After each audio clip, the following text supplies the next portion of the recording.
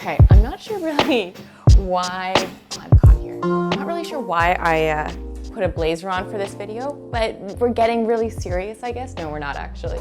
What kind? I don't know. Anyways, I feel like the blazers were calling me today, so here we are. Having a very candid conversation with a blazer on. I don't know why I feel like that's so weird, but okay, let's get to it. We need to stop romanticizing tech. And as I'm saying that, I fully take accountability that I too often am responsible for doing just that.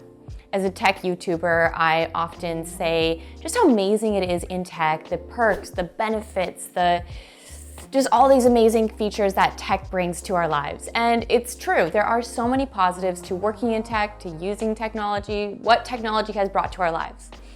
But it's also, I think, so important to really highlight that there are some downfalls in technology, whether it be working in tech, using tech, all of the above. And I've been scrolling on TikTok recently. Yes, I'm a millennial who goes on TikTok probably far too often, but I don't know. Is anyone else addicted to TikTok here, or is it just me? But when I'm on TikTok and I get on what is called tech talk, as the young kids say, I see a lot of these TikTokers doing tech talks or talking about tech and kind of exaggerating what tech has to offer working in it. For example, I'm not going to pull it up on screen here because I don't want to call any TikToker out or do anything weird like that, but some TikTokers saying that you can make $800,000 to $900,000 for compensation working in tech and your first year in tech. And hey, if that is true, sign me up. Where are these jobs? Because that sounds amazing to me. But I think we've kind of almost gone a little too far to the other side of promoting and romanticizing tech. And today I really want to sit down with you and have a candid conversation about that.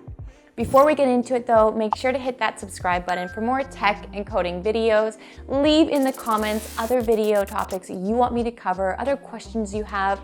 Leave your opinions on my videos. Do you agree with me, disagree? I just want to hear your thoughts. I want to hear from you. I love our community and I just want to hear your thoughts and everything. Before we get any further though, I want to share with you about a tool that you can use in your next project, which is the Froala Editor.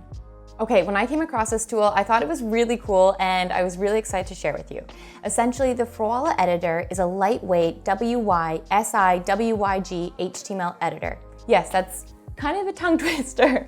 Super easy to integrate, and it is an editor that is written in JavaScript and allows for great text editing capabilities for all your applications. And okay, let's talk a little bit about some of the features it includes. It is cross-browser compatible. You can put your mind at ease that this will work the same on Safari, Internet Explorer, and many other browsers. It is also cross-platform compatible. You can use it not only on your desktop computer, but also on your tablets or smartphones. Not to mention, it is super easy to integrate. The editor easily can be integrated to any of your projects. It only requires basic knowledge of HTML and JavaScript, and it really will help your project stand out as an interesting feature. Now, a lot of times I'm wondering, okay, if I'm integrating this editor, what is it going to look like? How will it work with my project? And that's one thing I really love when I was playing around with the Froala Editor is just how modern its design is. It really flows with any project that it is integrated with, which is also a huge bonus. You don't have to worry about that side of things. I linked it down below, so make sure to click on the link to learn more about it and play around with it, integrate it into your next projects, especially if you are building different projects or coding different projects and want to add a really interesting feature in. This is for you. As I was saying in the intro to this video, there is a lot of hype right now around tech. There is so many roles in tech that are open and in demand, and the tech industry can't keep up with it. And in turn, there is higher compensation, higher benefit package, higher everything because of the need for more people to work in tech. And I definitely have seen this glamorized side of tech, how amazing it is, but it kind of concerns me in a sense that we also need to be truthful as well. Like anything, if we just start talking about the positives and kind of inflating the positives, just like any industry, there are issues or concerns that need to be spoken about as well and looked into as well. And if we're only focusing on the positives, how are we going to improve and grow? And of course, it's easier to talk about the positives than the negatives or the not so goods, I guess you could say. But I'm sitting down with you today to just share my thoughts on it.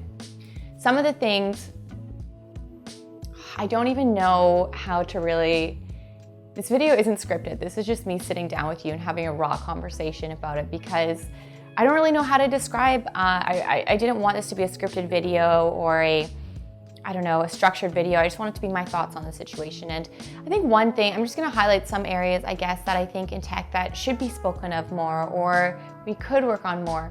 One being work-life balance. And I know this is a term we often hear thrown around, especially in tech. I've seen a lot on, once again, the TikTok of how amazing this work-life balance is working in tech. But let me tell you, as someone who works in tech, some days I work really long hours. Some days it feels like overwhelming and tough and stressful, and it just can be too much almost. And when I go then on social media or any platform and see how amazing this industry is, I'm like, yeah, it's great, but let's also address that this is a job at the end of the day. You're not doing this because you want to work for free. It's because you would like to make money to live your life. And let's not kind of get the two confused. I see a lot of people really take on the identity of the company they work for, which I think is a very dangerous place to be in if you are someone who solely relates whom you are to where you work. Because I think part of the uniqueness you can bring to a company is by having other experiences and interests outside of work. And through those learnings and experiences, even though they might not directly be applied to your everyday job, they will trickle in different ways, whether it be ways you look at problems or how to solve problems or ways you look at different marketing or creativity. All your experiences will come together in your job. But if your sole focus and identity is your job, how are you going to find new experiences or new things to bring to the table? So I thought that was a really interesting thing to just keep in mind when you are working somewhere or putting content out online or speaking to your friends and family is, at the end of the day, it's important to love your job and appreciate your job, but don't make your job your life. And I say that as someone who takes great pride in my work and in my job and in my career and think it's so important to put your all into it, but don't let it consume you, because it's easy done in the tech industry is to let it consume you, but in turn you will have little to offer because you won't have any unique experiences. So that's one thing I think that really needs to be highlighted more in tech, because it's often that people just get consumed in their jobs and let it take over, and it's so important to have interests outside of work. Another area I think we really need to talk about more is typically, maybe it's just me and I'm clearly working in the wrong, job or anything like that, but when you graduate from school and you get your first job in tech or otherwise, don't expect to be a millionaire in your first year. I'm not trying to set ceilings for you or say what you can or can't do, but let's be realistic, people. I'm shocked with all of these TikToks saying that they make $500,000 plus a year right after university. Like, where are you working and how do I do what you do? Because I've never heard of this in real life. So I think it's important to make sure that your expectations are not based on social media and what you are seeing online, but more so through your own research. Let me rephrase that.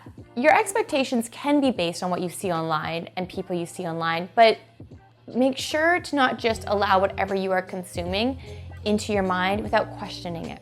Where are they getting their resources from? Who are they? What is their experience? And once you take all that into consideration, you can choose to believe it or not. But I think too often we just sit down, consume content, and then have these unrealistic expectations based on this content that is telling us things that isn't even true. And I'm not sure why the pendulum has swung so far into this romanticizing tech. I think a lot of it is because of views online. Everyone wants to be famous or an influencer or anything like that, and when you add shock value to your content, like, oh, I made $1 million this year, or oh, my company paid me X, Y, and Z, people are intrigued and they want to watch more, and it just keeps on getting the views. But in order to keep on getting those views with that content, you need to produce more content. And it's pretty concerning, I think, as someone who wasn't always in tech. If I was just getting into the tech industry and I saw those videos, I would think, wow, I clearly am doing something wrong. Like, where are these jobs at? How do I get it? And I would set my expectations up unrealistically, and in turn, I'd be so dissatisfied.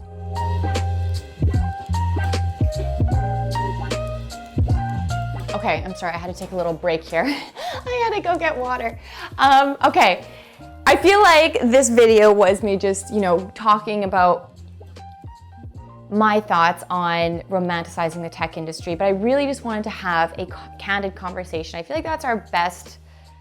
I just feel like you all really resonate with these kind of videos where it's just me sitting down and being really honest with you and just sharing my thoughts and being totally unscripted. So that's what I wanted to do today. But I'm curious to hear your thoughts on the topic of romanticizing tech. It's a great industry. I'm happy to be in it, and really building such a big part of the future is through tech. And I love that I can be part of that in any way possible. And I'm not trying to say tech is anything but a great industry, but I also think it's important to have these conversations and be real about our expectations and what we are going into the industry with and where we are consuming our content from. Anyways, I hope you found this video very helpful and insightful, but I'm super curious to hear your thoughts on this topic, so leave in the comments below, and I will see you all soon. Thanks, everyone.